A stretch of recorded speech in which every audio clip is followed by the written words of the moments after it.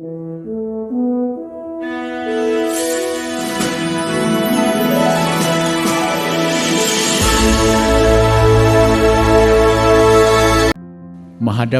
segala macam kekerasan, ketidakberesan, persekusi, jangan diam. So kalau orang yang berakal sehat, yang waras itu diam, itu yang akan menang yang tidak waras. Dan itu sangat berbahaya bagi Indonesia, bagi demokrasi kita, generasi yang akan datang. Apalagi dengan medsos yang tak terkendali. Yang penting sekarang adalah orang-orang yang normal, orang-orang yang suman seperti kita ini, jangan diam. Jangan diam. Tapi itulah hidup. Hidup tanpa tantangan itu bukan hidup. Kalau takut dengan tantangan, tidak usah datang ke muka bumi. Assalamualaikum warahmatullahi wabarakatuh. Buya, selamat jalan.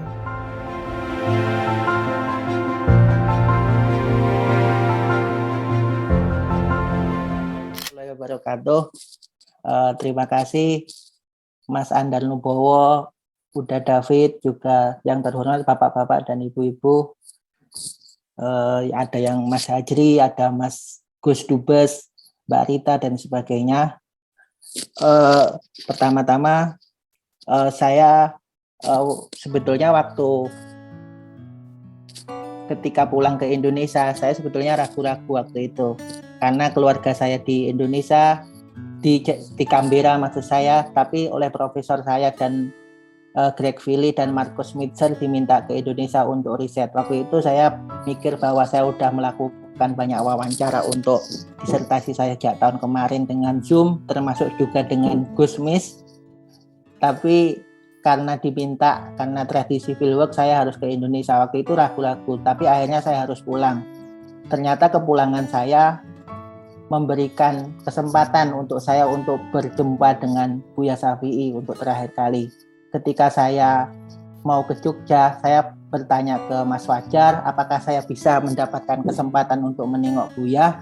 Terus oleh Mas Fajar diberikan kontak beberapa teman untuk meminta izin. Alhamdulillah pada hari Kamis pagi saya bisa menengok Buya, dan alhamdulillah saya bisa berbincang dengan Buya selama kurang lebih 45 menit.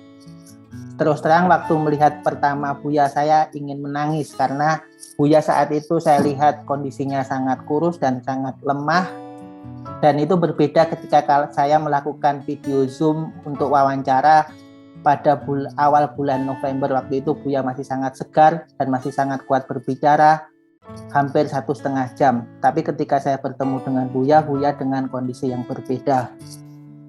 Pada perjumpaan kira-kira 24 jam sebelum Buya meninggal itu, saya mendapatkan beberapa kesan bahwa Buya di akhir hidupnya tetap mempunyai perhatian yang sangat besar terhadap persoalan-persoalan kebangsaan. Dan Buya masih menanyakan bagaimana kondisi Indonesia, perlunya kita bersatu, perlunya kita mengurangi polarisasi, dan perlunya kita bercita-cita untuk kemajuan Indonesia. Terus yang kedua, seperti yang sering diungkapkan Buya, bahwa cara berpikir kita harus mulai dari yang atas, mulai persoalan kebangsaan, setelah itu keumatan, setelah itu persyarikatan. Oleh karena itu Buya membicarakan persoalan persyarikatan pada nomor ketiga. Waktu itu Buya mengatakan bahwa perlu dari kader-kader Muhammadiyah untuk tidak hanya bergaul di dalam, tapi memperluas network, kalau dalam bahasa Buya memperluas radius pergaulan. Dan itu kata Buya sangat jarang ditemui di Muhammadiyah dan perlu diperbanyak untuk ke depan. Pada saat itu Buya juga mengatakan bahwa Buya sebetulnya sudah dalam ungkapannya yang membuat saya menangis juga, Buya udah ikhlas karena Buya merasa sudah ada penggantinya yang bisa meneruskan cita-cita Buya, pemikiran Buya, dan komitmen Buya untuk kemanusiaan dan kemasyarakatan dan kebangsaan seperti itu. Waktu itu Buya mengatakan beberapa tokoh Muhammadiyah yang sudah meninggal seperti Pak Yunahar, Pak Bahtiar Effendi, dan sebagainya. Dan ada pesan-pesan seperti siapa tokoh penggantinya dan sebagainya yang mungkin itu tidak buat bisa dikonsumsi. Maksudnya mungkin itu pesan-pesan pribadi Buya.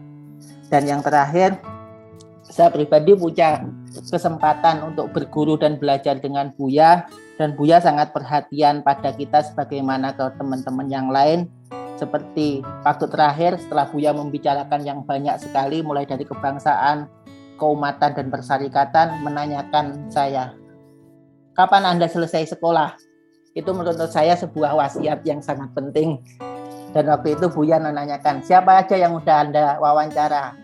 Sekarang sampai berapa menulisnya dan sebagainya. Dan waktu itu Buya meminta saya menemui Amin Abdullah dan beberapa orang. Dan saya kira perhatian Buya sangat besar. Misalkan ketika saya pamit ke Buya untuk sekolah, Buya mengatakan bahwa saya harus tetap menjaga stamina dan optimisme. Dan yang terakhir, Buya juga, saya melihat Buya itu seorang yang modernis sekali. Kenapa seorang yang modernis?